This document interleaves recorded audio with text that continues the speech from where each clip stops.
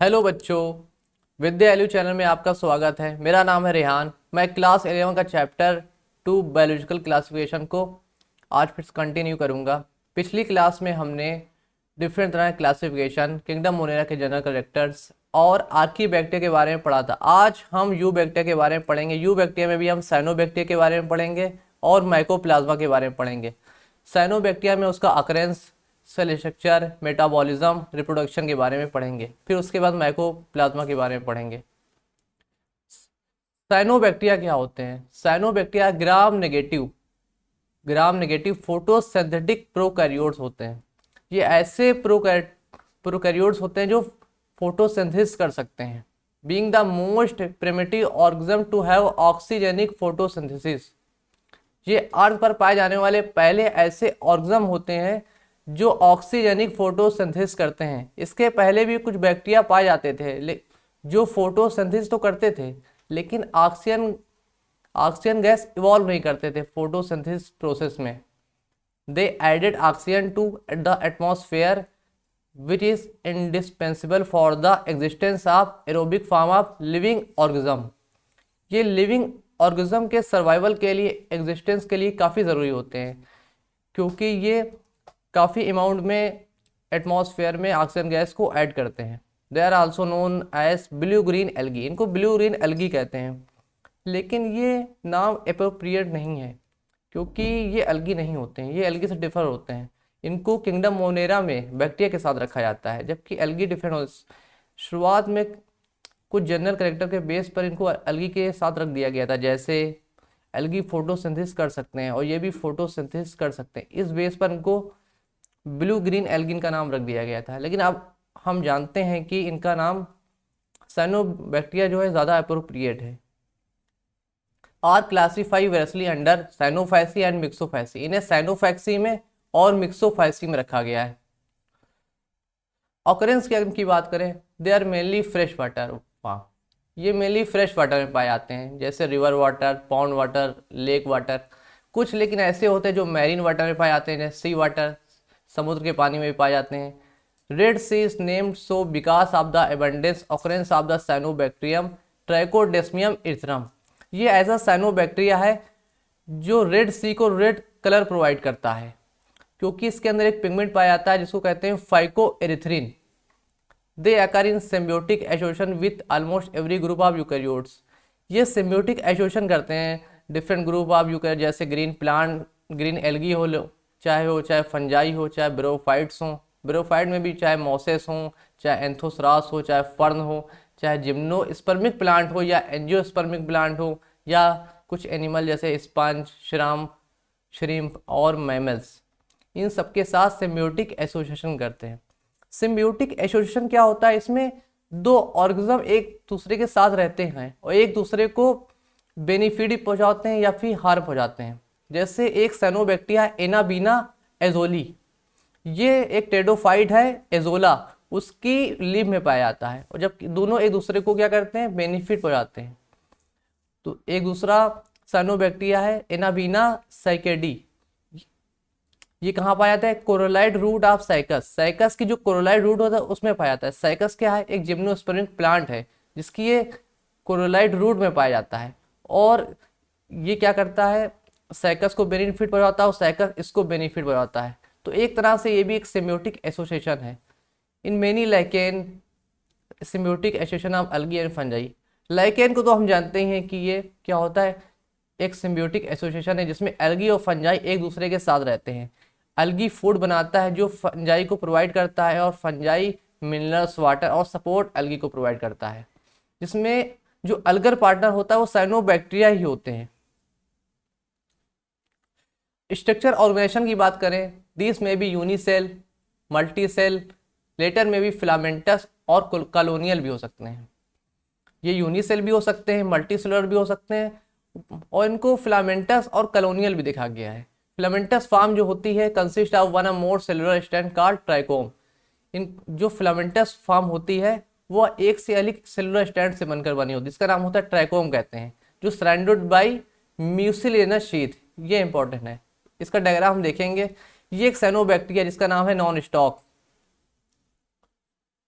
इसमें क्या होता है, दो तरह के सेल पाया, ये वेजिटेटिव सेल है, ये क्या है, हेट्रोसिस्ट है। वेजिटेटिव सेल है और ये हेट्रोसिस्ट है।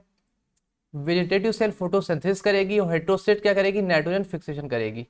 ये पूरा फिलामेंट है जिसको हम ट्राइकोम कहेंगे, जो एक कवरिंग से कवर हुआ है, जिसका नाम, जिसे हम क्या कहते हैं, म्यूसिलेनस शीथ कहेंगे। म्यूसिलेनस शीथ जो होती है ये अपने अंदर वाटर को रिटेन करके रखती है, जो जरूरत पड़ने पर साइनोबैक्टीरिया को प्रोवाइड कराती है अनफेवरेबल कंडीशन में। Cyanobacteria are characterized by the absence of flagellum. ये इंपॉर्टेंट कैरेक्टर है साइनोबैक्टीरिया। साइनोबैक्टीरिया, धरती पर ऐसा कोई भी साइनोबैक्टीरिया देखा नहीं गया है जिसके अंदर फ्लैजेला ना पाया जाता हो, फ्लैजेला पाया जाता हो, कोई भी पाया जाता हो। सभी साइनोबैक्टीरिया में फ्लैजेला अब्सेंट होता है और इनके अंदर कोई भी मूवमेंट नहीं देखा जाता है। लेकिन कुछ ग्लाइडिंग मूवमेंट साइनोबैक्टीरिया में देखा गया है, जो दूसरी चीज़ों के सहारे मूवमेंट होता है, जैसे पानी की धारा के सहारे मूव करना, इस तरह का मूवमेंट इनमें देखा गया है। सेल स्ट्रक्चर की हम बात करें, cell structure is cyanobacteria typically prokaryotic. इनका जो सेल स्ट्रक्चर होता है ये प्रोकैरियोटिक होता है। प्रोकैरियोटिक सेल में हम जानते हैं कि lack of well defined nucleus, well defined nucleus जो होता है वो एब्सेंट होता है। अब chromatin material is centrally located resembling the bacterial chromosome. Bacterial chromosome की तरह इनके भी जो क्रोमैटिन मटेरियल होते हैं वो सेंटर में होते हैं, सेंटर में पाए जाते हैं। The cell wall is 4 layer, cell wall 4 layer की बनी होती है और कवर्ड बाई म्यूसिलेनस शीथ, जो म्यूसिलेनस शीथ से कवर होती है, कंपोस्ट ऑफ म्यूकोपेप्टाइड। साइनोबैक्टीरिया जो सेल वॉल होती है वो म्यूकोपेप्टाइड से बनी होती है और म्यूसिलेनस शीथ से कवर होती है।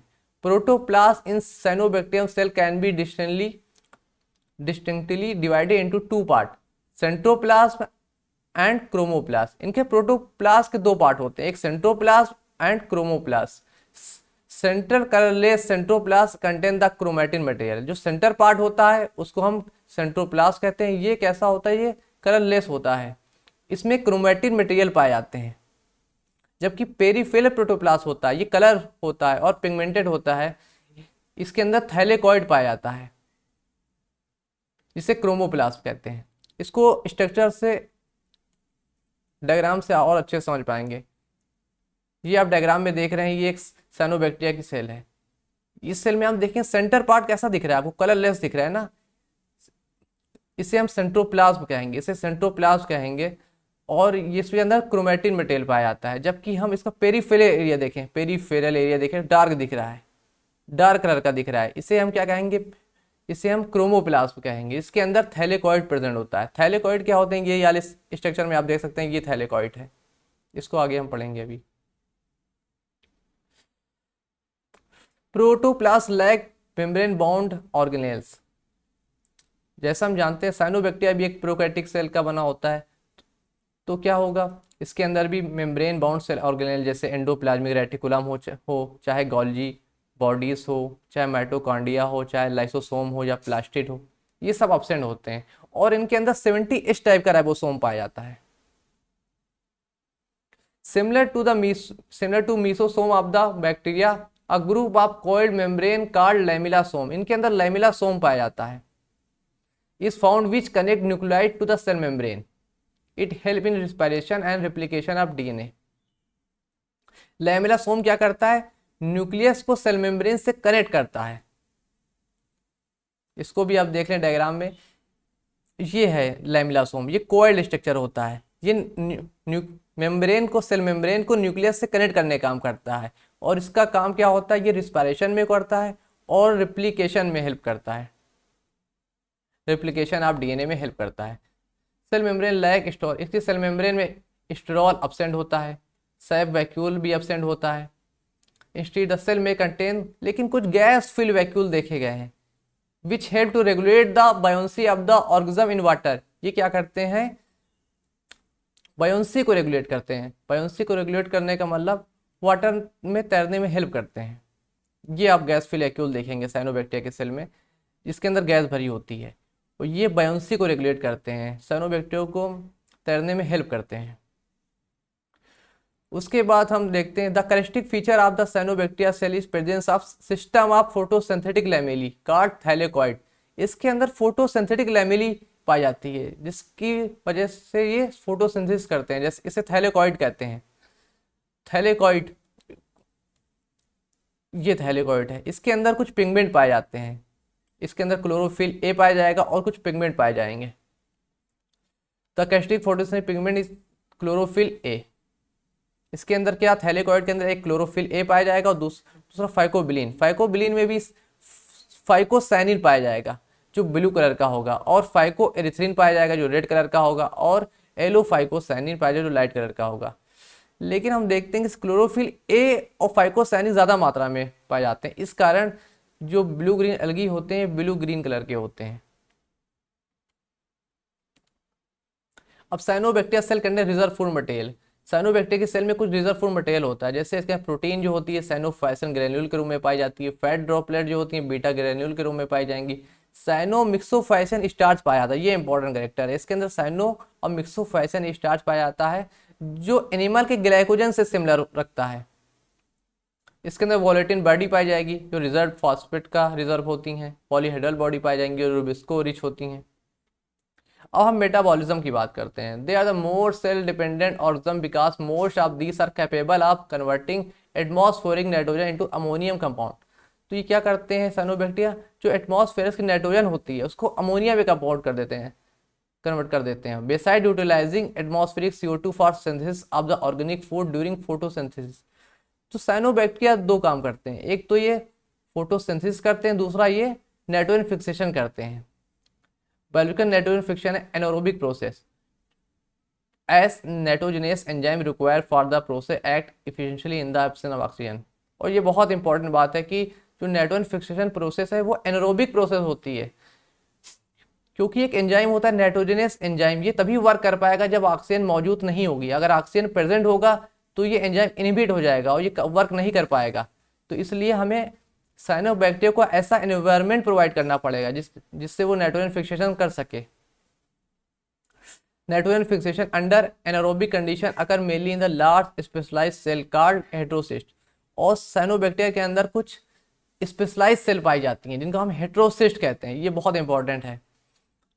ऐसी नॉन स्टॉक एक तरह का साइनोबैक्टीरिया जिसके अंदर क्या पाई जाती है, हेटेरोसिस्ट पाई जाती है। हेटेरोसिस्ट है terminal pore which had majority develop progranule. Heterocyst क्या करती है, नाइट्रोजन फिक्सेशन काम करती है, और इसके अंदर कुछ पोलर ग्रेन्यूल पाए जाते हैं। क्योंकि नाइट्रोजन फिक्सेशन तो करती है लेकिन ये फोटोसिंथेसिस नहीं करती, तो इसके अंदर फूड नहीं पाए जाते हैं। तो फूड इसमें वेजिटेटिव सेल से ट्रांसफर होता है पोलर ग्रेन्यूल के द्वारा। Thickened cell wall of the cell is impermeable to oxygen, so this create anaerobic environment in the cell even under aerobic condition। लेकिन इसकी जो सेल वॉल होती है वो बहुत थिक होती है जिसकी वजह से फूड तो इसके अंदर सप्लाई होता है लेकिन ऑक्सीजन के लिए इम्परमेबल होता है, ऑक्सीजन इसके अंदर नहीं आती है। इस कारण जो हेटेरोसिस का एनवायरनमेंट होता है वो एनारोबिक एनवायरनमेंट होता है। Beside the heterocyst also lack photosystem second activities. ये भी इंपॉर्टेंट बात है कि हम जानते हैं फोटोसिंथेसिस के प्रोसेस में क्या होता है, दो रिएक्शन होती है, एक लाइट रिएक्शन होती है, एक डार्क रिएक्शन होती है। लाइट रिएक्शन में दो सिस्टम काम करते हैं, एक फोटो सिस्टम वन, एक फोटो सिस्टम सेकेंड। अगर दोनों सिस्टम होंगे तभी फोटोसिंथेसिस की प्रोसेस हो पाएगी। अगर एक सिस्टम अब्सेंस है तब फोटोसिंथेसिस प्रोसेस नहीं हो पाएगी। तो इसमें क्या होता है, साइनोबैक्टीरिया में की जो हेटेरोसिस होती है उसके अंदर फोटो सिस्टम सेकेंड अब्सेंट होता है, तो इस कारण इसमें फोटोसिंथेसिस नहीं हो पाती है। CO2 fixation done only by vegetative cell. Cyanobacteria में जो फोटोसिंथेसिस होती है ओनली वेजिटेटिव सेल में होती है। Oxygen is not evolve due to absence of photosystem second. Oxygen इसके अंदर नहीं निकलती है क्योंकि अब हेटेरोसिस के अंदर फोटोसिंथेसिस नहीं होगी तो ऑक्सीजन भी नहीं निकलेगी, तो हेटेरोसिस के अंदर ऑक्सीजन नहीं पाई जाती है। एब्सेंस ऑफ, क्योंकि एब्सेंस ऑफ फोटोसिस्टम सेकेंड होता है, ये इंपॉर्टेंट है। However a photosystem first remain active in the heterocyst which generate ATP required to fix nitrogen.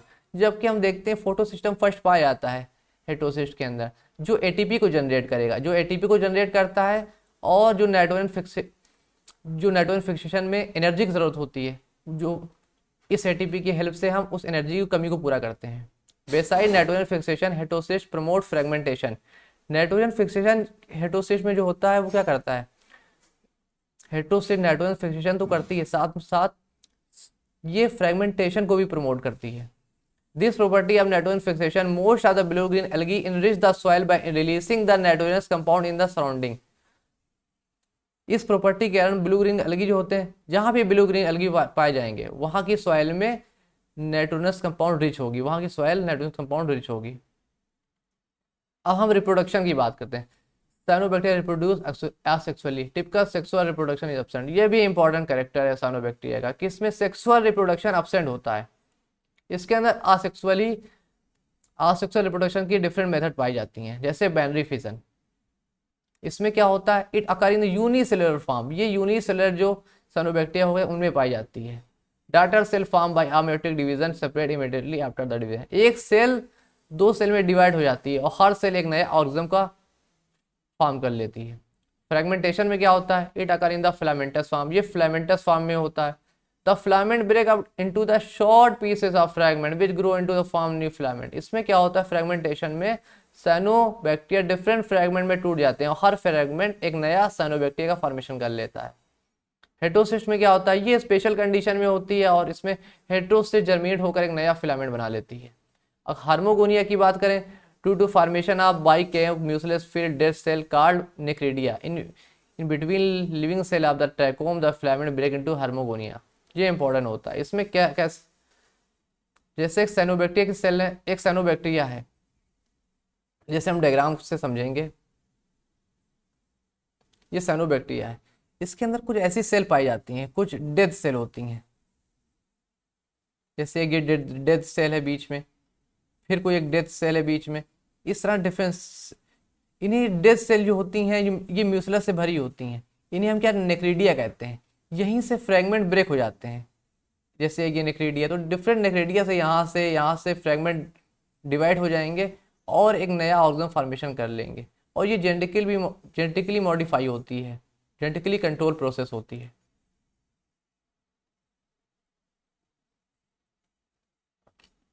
अब हम एकाइनीड की बात करते हैं। एकाइनीड क्या होती है। अब साइनोबैक्टीरिया में क्या, कुछ एक सेल अनफेवरेबल कंडीशन जब होती है तो एक सेल के अंदर सारा फूड स्टोरेज हो जाता है और बाकी सेल की डेथ हो जाती है।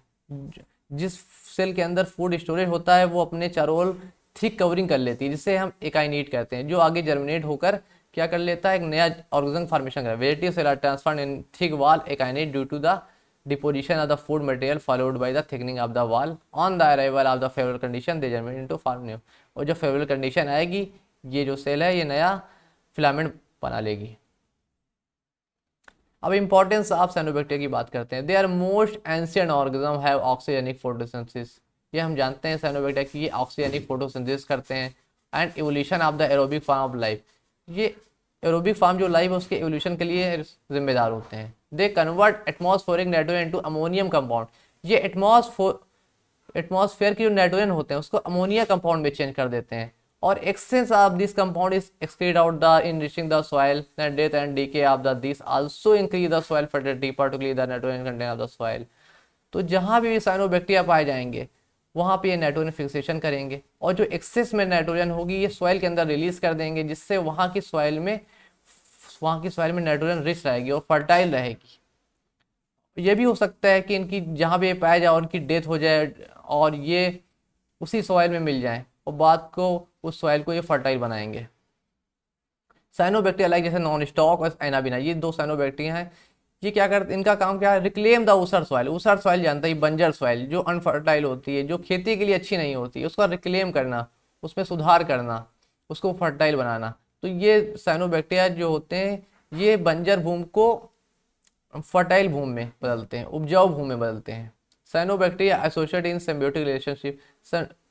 साइनोबैक्टीरिया जो होते हैं सिम्बियोटिक रिलेशनशिप करते हैं different group of the plant के साथ। दे benefit the partner by the providing nitrogenous compound because of their capability of nitrogen fixation. क्योंकि ये नाइट्रोजन फिक्सेशन कर सकते हैं इनके पास, और इसके लिए ये अपने पार्टनर को नाइट्रोजन कंपाउंड प्रोवाइड कराते हैं। Some cyanobacteria serve as food. कुछ सेवरल एक्वाटिक एनिमल, कुछ साइनोबैक्टीरिया ऐसे होते हैं जो फूड के रूप में जिनका हम यूज करते हैं, जैसे स्पाइरुलिना एक साइनोबैक्टीरिया है जो एडिबल होता है, खाने योग्य होता है, नॉन टॉक्सिक होता है और फास्ट ग्रोइंग साइनोबैक्टीरिया होता है, बहुत जल्दी ग्रो करता है ये। It cultivated in the tank as source of protein rich animal food. ये प्रोटीन के भी सोर्स होते हैं इंपॉर्टेंट, इसलिए हम इन्हें फूड के रूप में यूज करते हैं। Extract of the Lyngbya is use for the manufacture of antibiotic. एक साइनोबैक्टीरिया इसका नाम है लिंचबिया, जिसका हम यूज एंटीबायोटिक के रूप में करते हैं। सम साइनोबैक्टीरिया जैसे Microcystis aeruginosa, Anabaena, flos aquae and Aphanizomenon flos aquae, ये ऐसे साइनोबैक्टीरिया जो एल्गल ब्लूम के लिए जिम्मेदार होते हैं। एल्गल ब्लूम हम जानते हैं कि वाटर बॉडी पूरी किससे ढक जाती है, साइनोबैक्टीरिया से ढक जाती है। दिस आल्सो सिक्रेट टॉक्सिन, ये टॉक्सिन भी सिक्रेट करते हैं अपने सराउंडिंग में, which are harmful to aquatic animal which even to human being, जिससे एक्वाटिक लाइफ खतरे में पड़ जाती है। वाटर फ्रॉम सच सोज harmful and may prove fatal for organism drinking. जब वाटर एनिमल पानी पीते हैं तो उनकी डेथ हो जाती है, क्योंकि पूरा पूरा वाटर टॉक्सिक बन जाता है। They also deplete the oxygen from the water reservoir and thereby cause large scale death of fish and aquatic animal. ये जब वाटर एल्गल ब्लूमिंग की जो प्रोसेस होती है पूरे में फैल जाते हैं, पूरी वाटर बॉडी में फैल जाते हैं, तो ये ओवर कंजप्शन, ऑक्सीजन का ओवर कंजप्शन करते हैं, जिससे ऑक्सीजन की कमी हो जाती है पूरी वाटर बॉडी में, जिसके लार्ज स्केल पर फिशेस की और एक्वाटिक एनिमल की डेथ हो जाती है। अब हम माइकोप्लाज्मा की बात करेंगे। माइकोप्लाज्मा क्या होता है? हमने साइनोबैक्टीरिया को तो पढ़ लिया, अब हम माइकोप्लाज्मा के बारे में पढ़ेंगे। दो साइंटिस्ट थे, एक नोकार्ड एंड रॉक्स, ये दो फ्रेंच साइंटिस्ट हैं, discover this organism from pleural fluid of cattle suffering from the pleuropneumonia. Pleuropneumonia एक डिसीज होती है जो कैटल में पाई जाती है। प्लूरोनोमोनिया एक डिसीज होती है जो कैटल में पाई जाती है, कैटल गाय भैंस में पाई जाती है। इसमें क्या होता है, लंग्स में और उसके बाहरी जो लेयर होती है उसमें स्वेल कर जाती है, इन्फ्लेमेशन हो जाती है, तो वहाँ पे उसका जो इन्फेक्टेड पार्ट होता है प्लूरल फ्लूइड, वहाँ से नोकार्ड रॉक्स ने इसको आइसोलेट किया था, इसको सबसे पहले इसको डिस्कवर किया था। These are the pleomorphic and were called PPLO. इनको हम पीपीएलओ कहते हैं, प्लूरोन्यूमोनिया लाइक ऑर्गेनिज्म कहते हैं, और जोकर हम प्लांट किंगडम कहते हैं। अब इनको पीपीएलओ क्यों कहते हैं? क्योंकि इनका जो शेप होता है वो फिक्स नहीं होता है, ये कभी अपने शेप को चेंज किया करते हैं, और एक साथ में ये भी कह सकते हैं बहुत छोटे साइज के होते हैं, और जो इनकी डिसीज जो निमोनिया डिसीज होती है, निमोनिया डिसीज के समान होते हैं। जो कैटल में पाई जाने वाली डिसीज है वो निमोनिया डिसीज के समान होती, इस माने उनका नाम रख देते हैं प्लूरोन्यूमोनिया लाइक ऑर्गेनिज्म कहते हैं इन्हें। जोकर ऑफ प्लांट किंगडम भी कहते हैं। जोकर ऑफ प्लांट किंगडम इसलिए कहते हैं क्योंकि ये प्लांट किंगडम में फिट नहीं होते हैं किसी, ना प्लांट में, ना एनिमल में, ना प्रोकैरियोटिक ऑर्गेनिज्म में। इनके सेल वॉल नहीं पाई जाती है इनके अंदर, तो ये प्रोकैरियोट भी इनको में रख सकते हैं कि प्लांट और एनिमल में कई डिसीज फैलाते हैं, इसलिए हम उनको प्लांट और एनिमल में भी रख सकते हैं। तो इनकी पोजीशन जो होती है इनको क्लासीफाई करना आसान नहीं है, इसलिए इन्हें हम जोकर ऑफ प्लांट किंगडम कहते हैं। This organism was later on given the name Asterococcus mycoides by Borrel et al. Borrel et al एक साइंटिस्ट थे जिन्होंने इन्हें एस्ट्रोकोकस माइकोइडिस कहा था। उन्होंने देखा ये स्टार शेप होते हैं और स्फेरिकल होते हैं इनका नाम, इसलिए उन्होंने एस्ट्रोकोकस माइकोइडिस रख दिया, लेकिन बाद में नोवाक ने इनको माइकोप्लाज्मा में रख दिया था, क्योंकि इनका शेप कोई फिक्स नहीं होता है। आज such organism are now called myco, आज हम इन्हें माइकोप्लाज्मा के नाम से जानते हैं, जो एक पॉपुलर नेम है। दीस आर समटाइम, और एक साइंटिफिक नेम है। These are sometime place in separate class, कभी कभी हमें सेपरेट क्लास में भी नहीं, इनके समटाइम रखा गया है, मालिक्यूटा कहते हैं। Mycoplasma infect animal and plant. Mycoplasma होते हैं कई तरह के, एनिमल को भी इन्फेक्ट कर सकते हैं, चाहे डॉग है, चाहे शीप हो, चाहे माइस हो, चाहे मैन हो, ये सबको इन्फेक्ट करते हैं। और प्लांट में भी पोटैटो को इन्फेक्ट कर सकते हैं, कॉर्न और ब्रिंजल को भी इन्फेक्ट कर सकते हैं। They are generally found in soil, sewage water and plant and animal. ये हर जगह, चाहे मिट्टी हो, चाहे सीवेज वाटर हो, चाहे प्लांट हो, एनिमल, हर जगह ये पाए जाते हैं। ये स्ट्रक्चर है इनका। स्ट्रक्चर की बात करें हम, दीस आर यूनिसेलर, ये यूनिसेलर एक सेल के बने होते हैं। सिंपली फ्री लिविंग प्रोकैरियोट्स होते हैं। They do not have cell, ये इंपॉर्टेंट कैरेक्टर इनका सेल, कि जो माइकोप्लाज्मा होते हैं उनके अंदर सेल वॉल नहीं पाई जाती, और दे आर हाईली प्लूरोमॉर्फिक होते हैं। प्लूरोमॉर्फिक होते हैं माने इनका शेप फिक्स नहीं होता, ये कभी स्फेरिकल हो जाते हैं भी होते हैं, ये ग्रेनुलर भी होते हैं, ये फिलामेंटस भी देखे गए, ये कोकोइड शेप के भी देखे गए। Cell membrane is the outer most limiting, इनकी आउटर मोस्ट लेयर को सेल मेम्ब्रेन कहते हैं, क्योंकि अंदर सेल वॉल एब्सेंट होती है। जो सेल मेम्ब्रेन होती है वो ट्राइलेमरल होती है, 3 लेयर की बनी होती है। In culture colony of the mycoplasma show characteristics fried egg appearance. इनकी कॉलोनी को हम देखते हैं जब बहुत ज़्यादा माइक्रोप्लाज्मा एक जगह इकट्ठा हो जाते हैं, एक कॉलोनी बना लेते हैं, उन कॉलोनी को हम फ्राइड इग अपीयरेंस कहते हैं। एक फ्राई इग के समान होती है, तले हुए अंडे के समान होती है, दिखती है हमें, जिसका सेंट्रल एरिया ओपेक होता है और जो पेरीफेरल एरिया जोन होता है वो ट्रांसल्यूसेंट होता है। The cell are generally non motile.